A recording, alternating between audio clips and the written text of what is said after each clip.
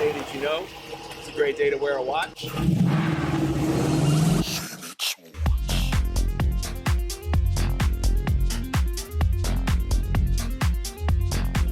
What's up, Schwartz Force? Welcome back to the channel. As you can see, I have a good friend, fellow YouTuber, that I can't wait to have this discussion with and get into watches. You know, big round of applause.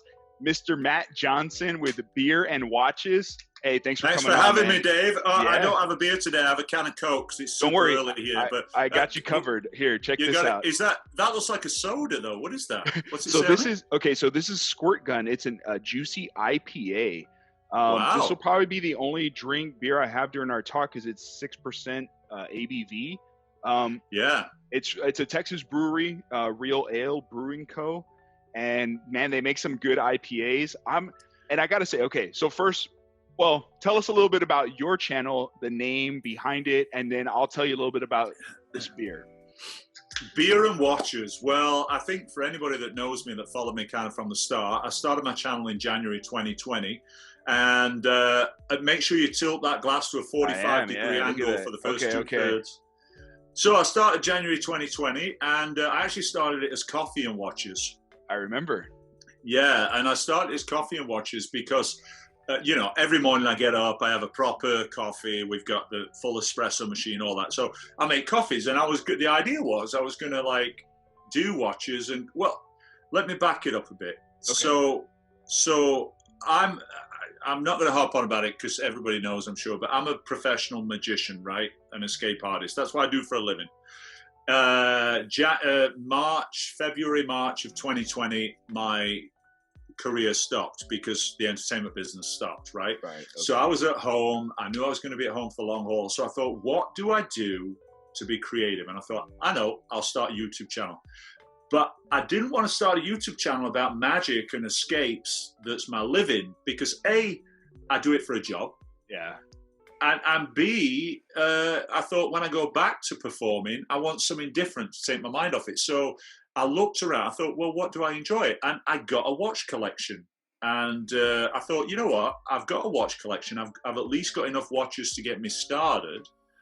I don't really know as much as a lot of the guys out there. I went looking. I found people like you and Average Joe. I thought, I saw you guys, and I thought I don't really know as much about these guys, but I've got plenty of time. I've got a watch collection. I'm probably eke out a few episodes before I've got to spend any money. So I thought I'll give it a try. So I started January. I did 1 January, 1 February videos, and then I started mid-March. I thought I've really got to pick up my game. So I started 3 videos a week in March, and I've done it for an entire, it's been impressive, man. Yeah. Yeah, it's been Friday. For anyone who doesn't know, like my viewers, for example, every Monday, Wednesday, Friday, you're uploading new content. Yeah, Beer and Watches, watch news, watch reviews, and craft beer brews every Monday, Wednesday, and Friday. And so basically it was Coffee and Watches because I would always film these videos in the morning. I love coffee. But my idea was to review coffees quickly. How's that going down, by the way? It's got a big head on it there. Yeah, look at that. Boom. So that looks like a wheat beer. It's cloudy, so it's probably a wheat beer, I'm guessing. Well, it's an IPA, but you know, so okay, I poured it wrong for one, and then two, I rushed it, which I shouldn't have done. But are you familiar with these glasses, Teku glasses? I've seen them, yeah, but I mean, to me, that's it's got a little curved lip at the top, right? Right, like a little tulip. Yes. So I watched a video of this. He's a master brewer out of some brewery in New York. I forget which one.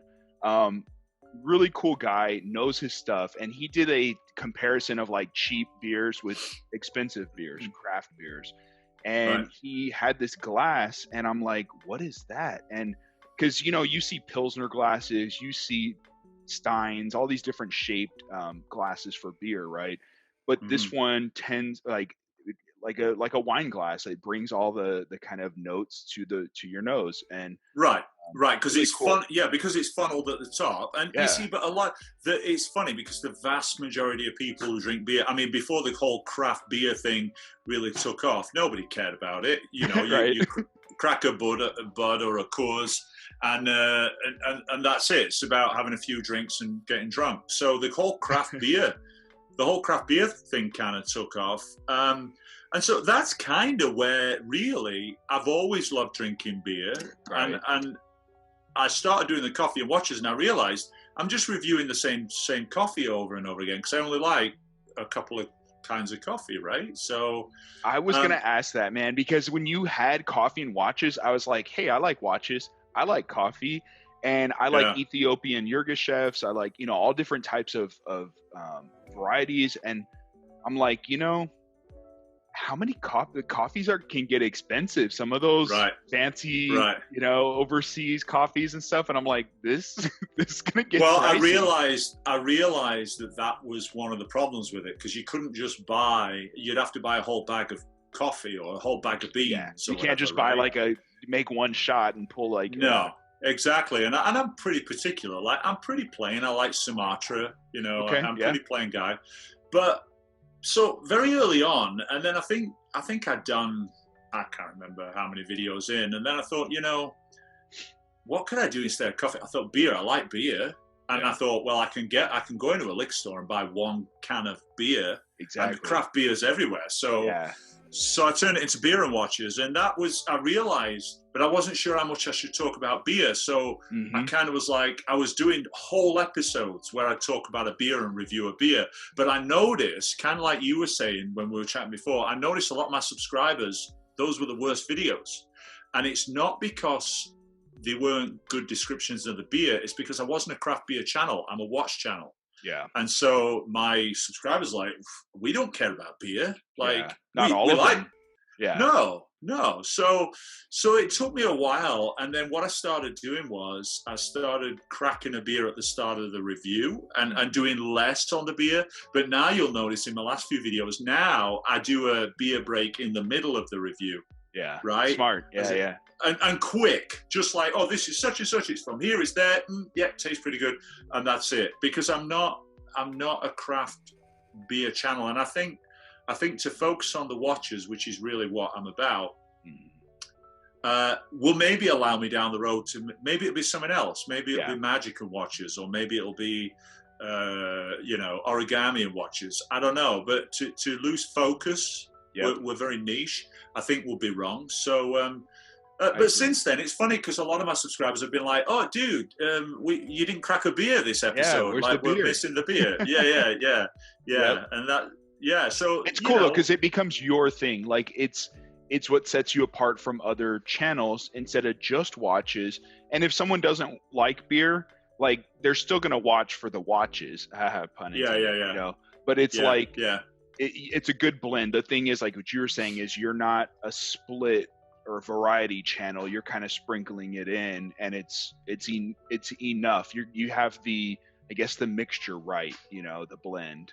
I think at the start I was worried about just being a watch channel, and I think when you start YouTube, you worry about niching down too much, right? You think, well, I want to cater to everybody, but you can't cater to everybody. There are going to be craft beer drinkers who want to go watch craft beer channels because they really know what they're talking about, and they're going to follow them. Now, if those people started reviewing watches as well, they'd be like, "Well, I like watches, but this isn't what I'm looking for."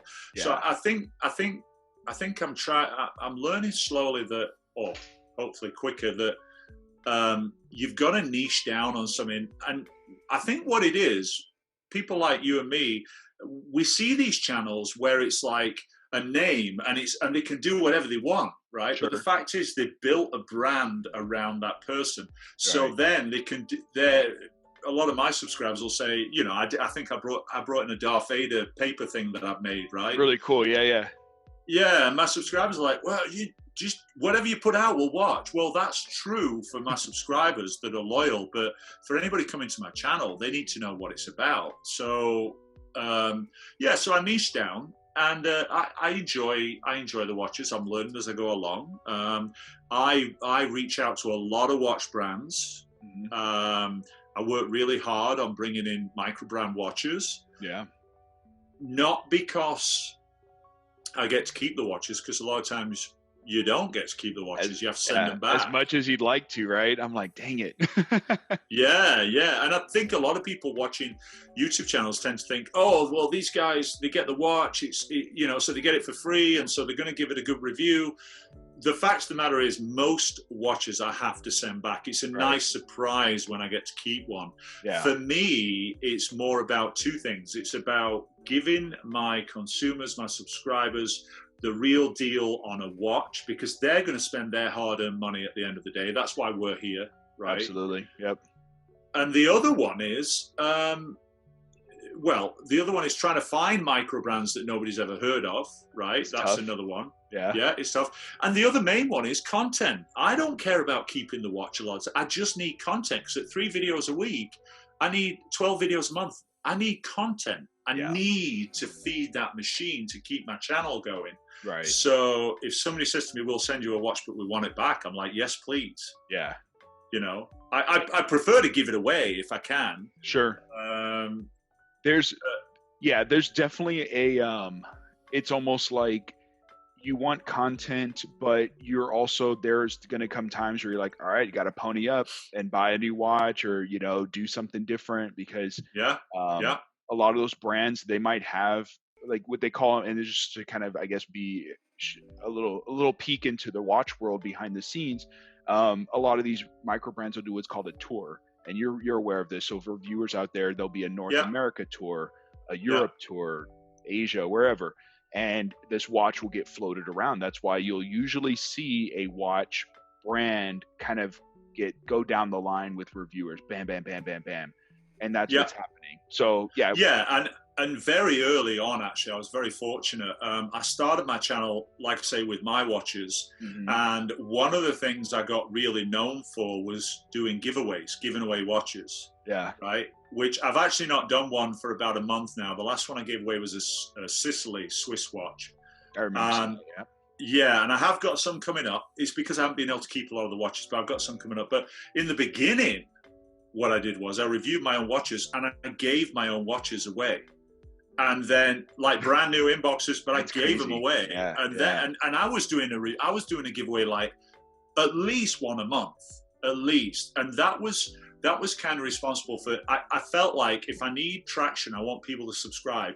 I've got to do something where they're gonna. So that was a big part of my success in the beginning, was doing giveaways. And I still will. I still want to be known. I want to be like the Mr. Beast of the watch world. I want to give away Rolexes and Omegas. I just can't afford them yet, you know. Yeah. Oh, we all want to get there. It's a goal you've said, I've had in my mind, and I know other reviewers are like, one day I'd love to give away a luxury watch to someone that really is going to just appreciate and love it, right? Like, because then you've made it not only for yourself but for the watch community. It's such a so I'm with you there.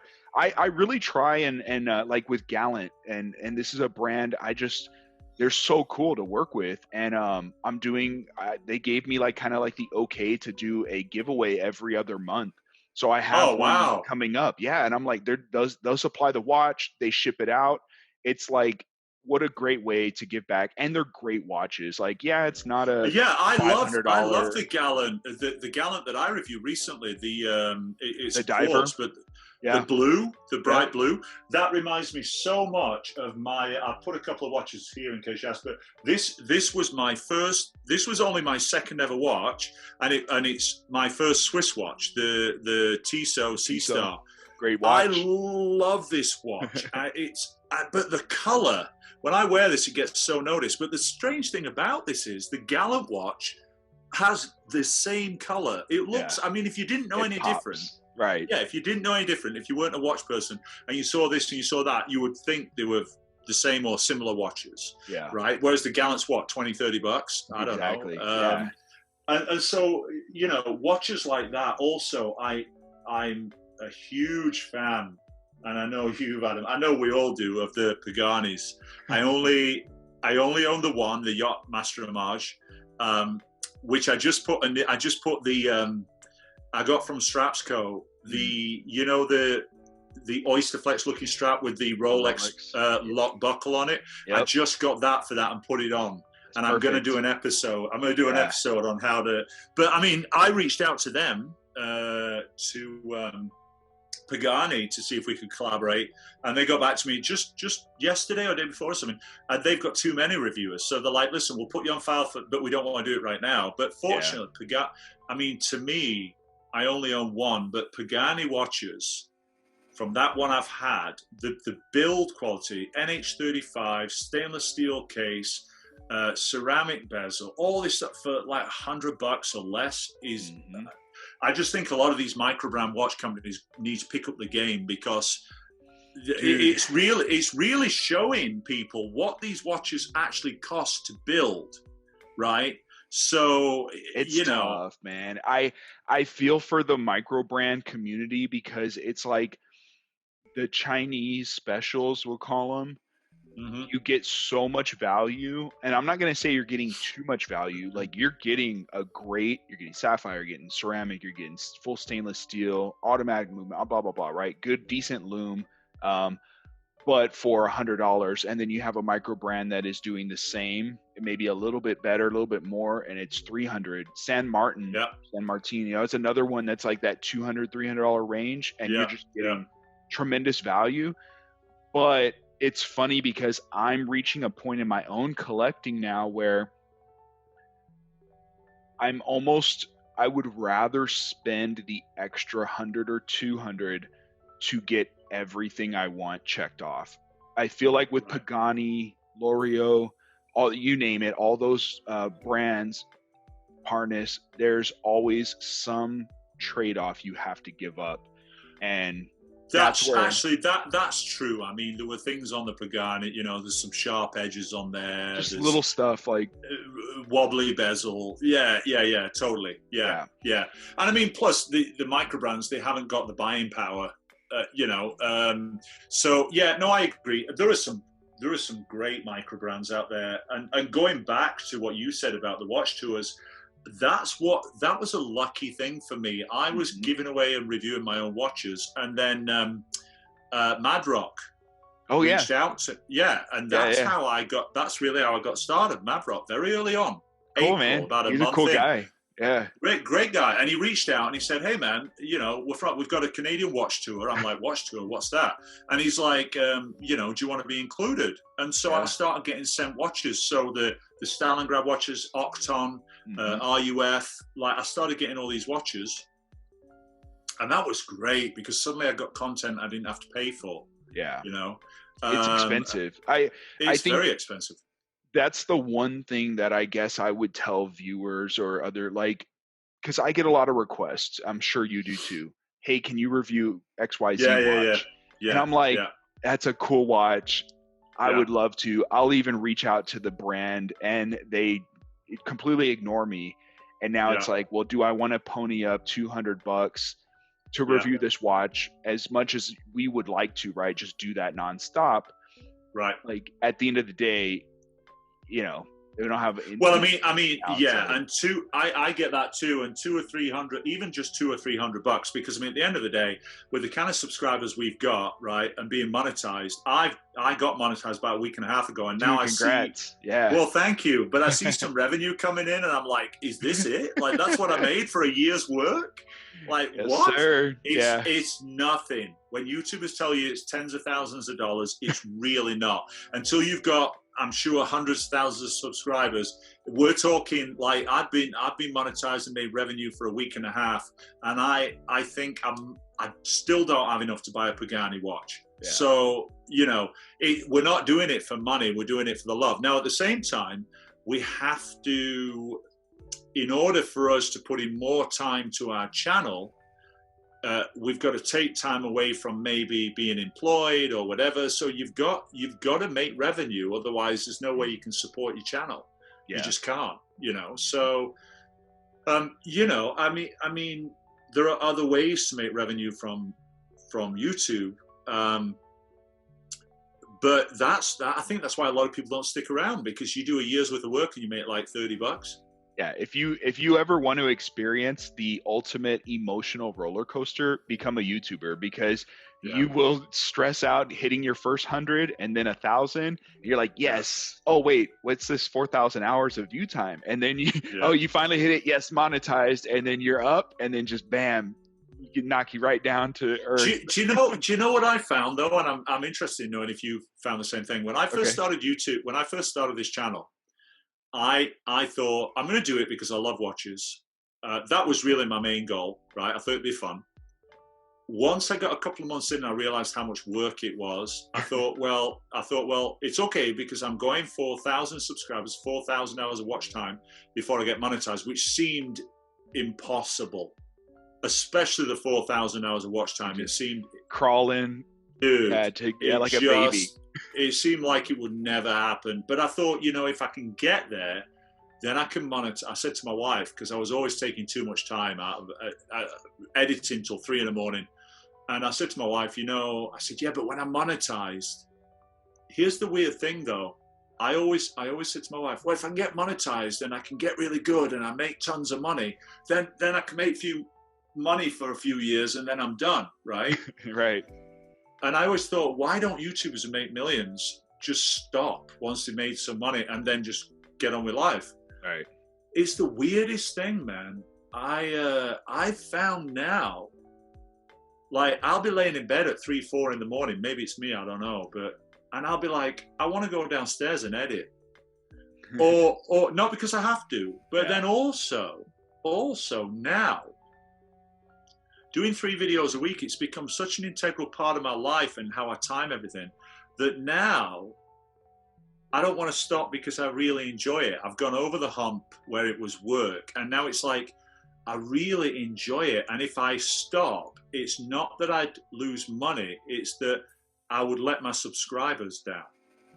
There is definitely... It's weird. I've arrived at a different place. I totally understand. I'll give you, this is what kind of opened my eyes to that with your loyal subscribers, and a huge kudos to all of you guys and gals out there. Yeah. Both of our channels, because it wouldn't be worth doing if there weren't that interaction and that kind of just cheering us on, right? Like from the comment section. And it's so important. And I remember for Christmas, Thanksgiving, like I was just busy with just stuff going on, just doing the holidays. And I wasn't uploading. I think maybe a week went by and I hadn't uploaded a video at all. And then someone had actually messaged me and they were like, I think it was on Instagram, and they're like, hey, are you okay? Like, you haven't uploaded. And I'm like, oh shoot. Like, that means like this person, other people are probably waiting for like a cool video to come out. And it kind of opened my eyes to like exactly what you're saying. Like, I don't want to let them down. Life happens. So if stuff comes up, everyone understands, right? No one, if someone didn't understand and they were like, no, get on your camera right now, I'd be like, hey, Well, the weird thing is, I've been watching a bunch of YouTube videos, we all do, right, on how to get the best views, how to get the most subscribers, this, that, and the other. And one of the things they say that I've seen now is, don't worry about having to take time off. Like, don't worry about it. We think that if we don't upload for 2 times, that we're going to lose everything. Well, now I haven't done it yet. But we like next weekend, my wife's taking Friday and Monday off. So it's Friday, Saturday, Sunday, Monday, right? And so next week, I've got to film all next week's content and the week after in one week. Yeah. Because I promised my wife that I'm going to spend time together, and I'll schedule them. I don't want to miss videos, but it's weird because I did go through a phase where it felt difficult. And then I went through a phase, I'm still in a phase of discovery, but I went through a phase where I was like, I don't want to do a video today.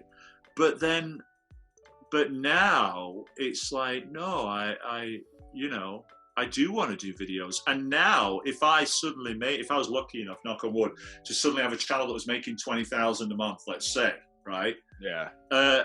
Now I know I wouldn't stop. Because it's not about the money anymore. It's about my subscribers. And what's it like, Dave, when you get one new subscriber and they start chatting to you and they're like, oh my God, you chatted back. And oh my God, and suddenly we've got another one. And now that subscriber's a subscriber for life because you've made a loyal connection with somebody, right? It may take me a day or two to get back to some of my comments, but I really do. Like, I try, like when I upload, it's in advance, right? Like I'll usually have it set the night before or the day before. Yeah, me too. Yeah. And when that period hits, I'm trying to be available, answer comments and interact at least for the first hour or two, because I can't be there 24/7, understandably. But it may take me a day or two, and then I'll go back and I'll be like, hey man, sorry for the late reply, or, you know, thanks so much for the comment, Yeah. because Yeah. we're small. I feel like we're small enough to be able to do it. And the day, and thank goodness, a lot of these subscribers understand that the day will come when we won't be able to. Like, Yeah. Do you think about that? Like I think about, is it out in Japan, Just to Watch? okay, yeah, Dave, just to Dave, watch. right? Yeah, I think about Dave. So he reached out to me early on and said he was enjoying my videos, which was super nice. And I reached out to him and I said, hey man, you know, do you mind if I ask you, how long did it take you to go from here to 30,000 subscribers? And he was really nice. It was really encouraging. He said, well, you, Matt, have made more growth on your channel in an amount of time than he did. Yeah. And he said it took him about 2.5 years, I think he said. And then right. one day, just one of his videos like just exploded, and then before he knew it, it was I guess part of the algorithm maybe, and now he's at 30,000. But you know, I mean, he's doing people like that, and you know, all those people out there, they've got hundreds of that. Because I look at my channel sometimes and I think, how is it ever get like a niche like watchers? How is it ever gonna, you know? But I mean, you've got to do it for love first of all. Absolutely. And you know, and the thing is, you got to do it for fun. You got to do it for the passion, the love of it. The best comments I ever get are some random person that is like, this is the most underrated channel. Those to me are the best. Like, okay, I'm doing something right. Like, even because here's where a lot of people will quit, YouTubers. And I'm talking to you smaller channels out there. Don't give up. You're going to get into this point and you just got to like mentally get through it. And it's the period where the effort put in doesn't equate the reward for your time, your money. I mean, 100%. I think, you know, I think we're both in that. I not that I'm listen. I'm going to tell you something now. It's so embarrassing, but my wife will tell you, whenever I check my subscriber count, which is like all the time, I do it all the time. But whenever I check my subscriber count, if I've got one new whether it be 1 or 4, if I've got one new subscriber, I always religiously go, yes. Like it's but I always do. I physically go, yes. So my wife will be sat on the couch, we'll be watching TV, and I'll be like, yes. And she'll just, come here, bud. She'll just smile at me because it's and now it's become almost this weird like mantra I've got to do, because I feel like if I don't do it, I'm not like thankful of my subscribers, you know what I mean? But I'm so thankful for every single one. And that's so funny. It's not embarrassing. It's actually really cool. I'm actually so this is probably worse. This is more embarrassing, right? I get to a point where like I'll get that sub and I'm like, I need to be sure they're committed. like they may drop within 12 hours. When they see my upload tomorrow, we'll see how loyal they really are. Because, you know, the morning you upload and then you see like 2 drop off. You're like, no, come on. Yeah. Dude, I got up one more, I swear to you, and I think it was a mistake. I think it was some programming mistake in YouTube, because I went to bed, I got up the next morning, checked my subscriber count, and I'd gone up by about 70 subscribers. Wow. Overnight. And I looked at my wife, said, it's happening. I said, I've just gone up by 70. She's like, what? And then later that morning, I lost 65 of those subscribers. So I know it was some kind of programming thing. Yeah. That was hard. That was hard to swallow. And especially, like you say, when you lose a subscriber. But now I've started to go, that's okay, because then I want, and I've heard this a million times, I would rather have 1,000 loyal subscribers than 10,000 not, because you know as well as me, your loyal subscribers will watch a lot of view time on your videos, right? Because they will click when that notification pops up. They will hit watch, and they'll watch most, if not all, of your video, because and I don't think people realize this. Okay, and you can test this theory out for those watching. If you don't believe me, check this out. The average number of subscribers of any channel, your channel, my channel, Teddy Baldessar, fill in the blank, is 5 to 10%, if I'm not mistaken, will actually watch a video at the time it's uploaded. They have actually hit the bell. Maybe it's like 15 to 20 is the good, better end that will actually subscribe and hit the bell. But that actually click and watch the video, it's like 5 to 10% on average, maybe 15. It's the same as your click-through rate on your thumbnails, right? Yeah. I always thought when I always saw like 8% or 9% click-through rate, I always thought, wow, that's not good out of 100%. But then I looked it up, and apparently the norm is like anywhere from 5 to 10% click-through rate. Yeah, and that's what kind of you have to keep in the back of your mind, because just because you have 2,000 subscribers doesn't mean you're going to get 2,000 views guaranteed every video every time. It's just not going to happen. And you can look at these bigger channels that have 200,000, they upload a video and they get 5, 10, 20,000 views, and that's right in line. It's scaling down with where we all are at. Because it's sometimes when I first started, especially, it was hard when I put in a lot of time, and I look at another channel, they put their video out, and within 2 minutes they've got like 16,000 views. And they're like, but this is what it comes down to again, dude. In fact, this episode, the thumbnail for this, when you eventually put it up, you should just put something about here's what it takes to be a YouTuber. Forget watchers, you know. This is probably the most real deal. This is the least watch talk we've done, like I've done, right? But I'm enjoying it because a lot of people don't know. Yeah, it's fascinated. It's a cool thing. But you know what? Let's get get back on track for just a second. Wristwatch check. Be my guest. What do you got? I have got my ocean crawler. But it's not mine.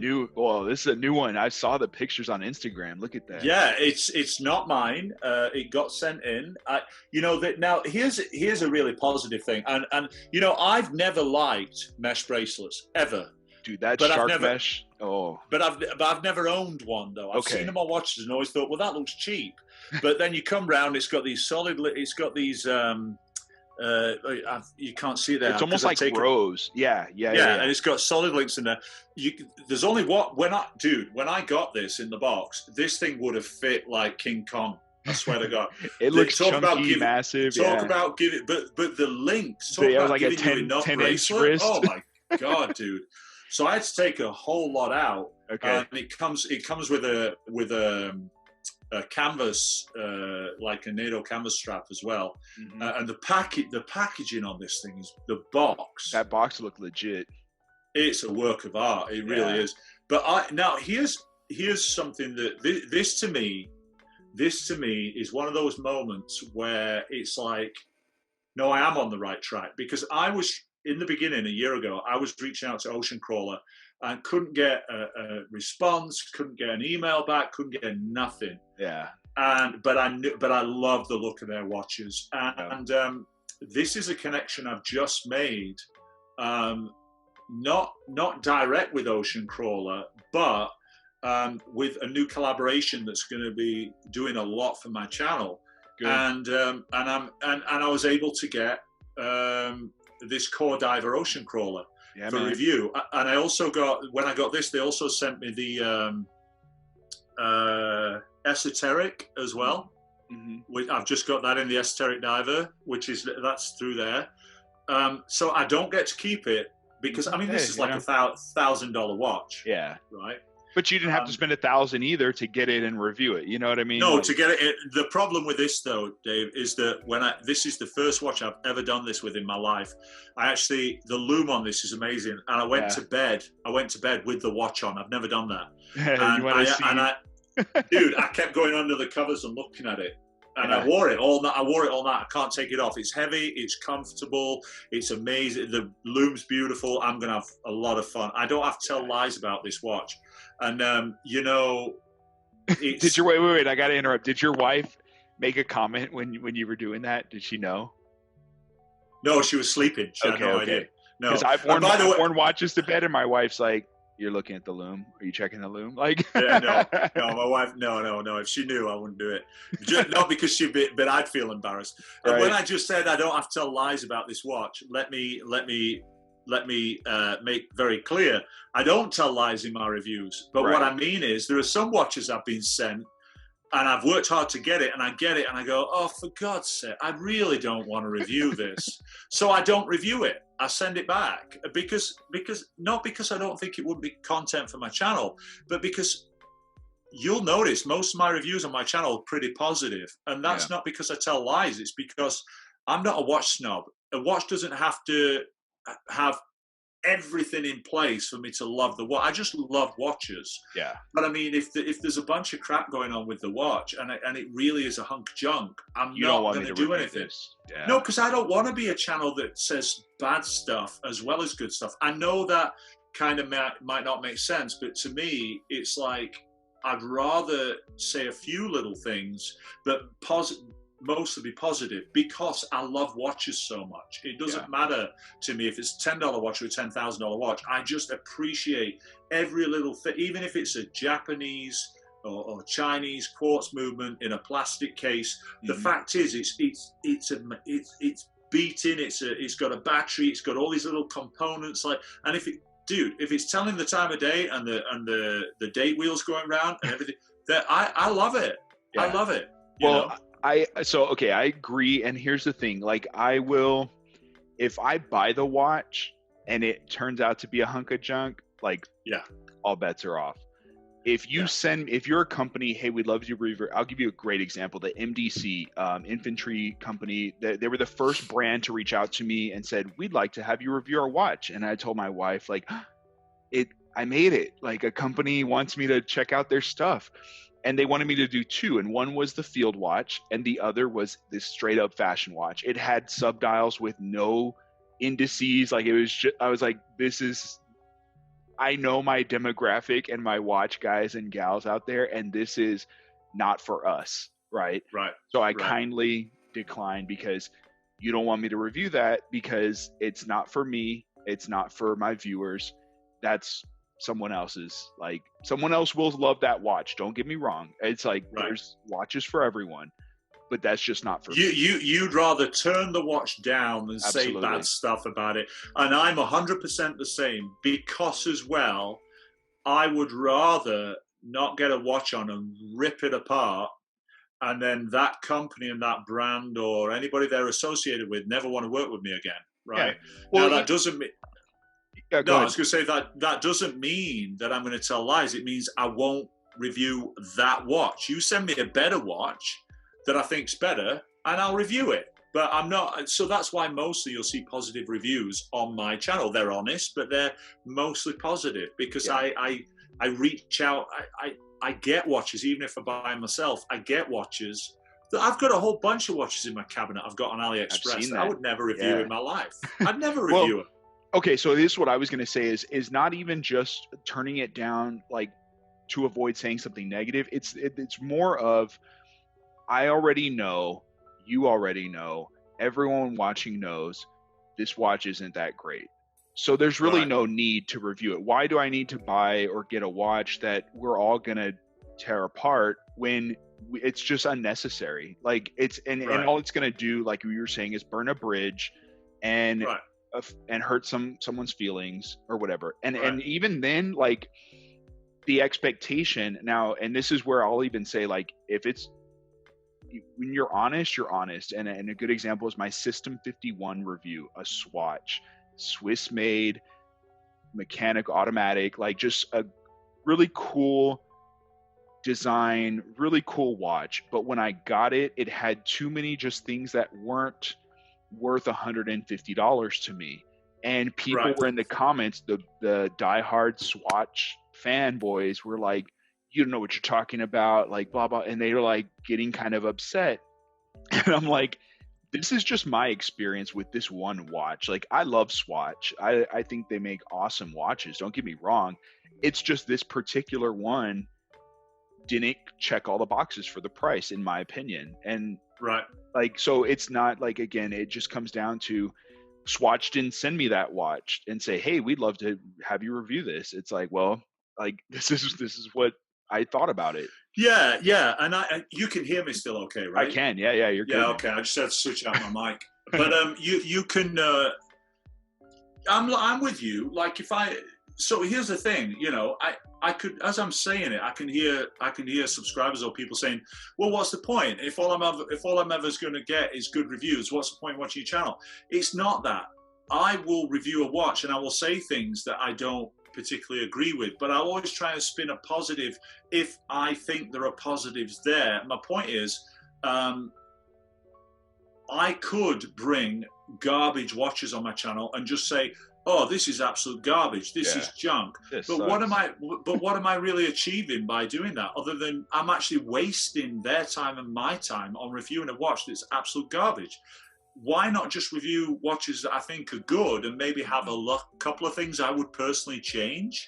Yeah. But I still think they're good watches, rather than spending all that time and energy and negative energy to just go, this is junk, boom. Why would I even do a video? Why would I not just go, $50, junk, video over? Like, why? Don't buy it. You could just start the video, but don't buy it. I always try to see the positive in most things. I do too. But there's something to be said about, here's the thing is, you have to keep in mind, and everyone I think will agree with this, is that you're never going to please everybody. And I think that if you really like something, you look at the good in it, like there's nothing wrong with that. But when you dog something, because like you have to keep in mind the price point of the watch, where it's coming from, all of these other factors. There was this $30 watch. It was one of the few Zenith El Primero homages, and I got it, and it's not good. And like the finishing, but the reason I kind of was a little more harsh on it, the picture isn't what shows up. It's like in the movie Falling Down, you see the picture of the burger, and then what you unwrap is not the same. It's not even close. And I'm like, okay, this is not okay, because you're going to spend and $30 isn't a lot of money, but it might be to someone. And oh God, yes. You know, like put your money somewhere else. Yeah, it's and even more so nowadays. I mean, I'm sitting at home and not working, you know. Yeah. So I mean, for me to go out and spend, like, if I want to bring in, say, $30 watches from AliExpress or something and spend $150, that's $150. You're gonna feel it, yeah. Yeah, that's not chump change. I mean, that's one of the reasons I reach out a lot to microbrand companies, because A, I like microbrands. I think there's some really cool, interesting watches out there. But B, I also don't have to spend my money. And I would rather, like I said, I'd rather get it in, review it, and send it back. It's not about getting the watch for free. Right. That's why most of the time, if I get a free watch, I will always give it away. Always. I've got a couple coming in right now. There's one coming in from the UK. I forget the brand, but it's a Swiss watch, and I'm going to give it away. I don't need to keep it. I've got another one coming in. That's awesome, man. Yeah, I've got another one coming in that's a Swiss watch. You remember the Sicily watch that I reviewed, the quartz? Yeah. That I gave that away, and he loved it. And I've got another one coming in from them. I'm going to give that away. Because I would look, like you said, it's not. I've got enough watches now, and don't get me wrong, they're not expensive. Like my most expensive watch, this one cost me about $800. Okay. This one was about $1,200. I bought these. Yeah, I bought these. But and this one, when my first ever watch that got me into watches was this one. Just TW steel, rose gold, chronograph. Love it. Bought it in Dubai. Wasn't cheap. Yeah. But a lot of my watches, I've got $20, $30 watches. So it's not that I have thousands of dollars worth of watches. I don't. But my point is now that I would much rather rather than keep all these watches that get sent to me for free, I'd much rather give them away, make somebody else happy, and then save up for the special things that I want. Yeah.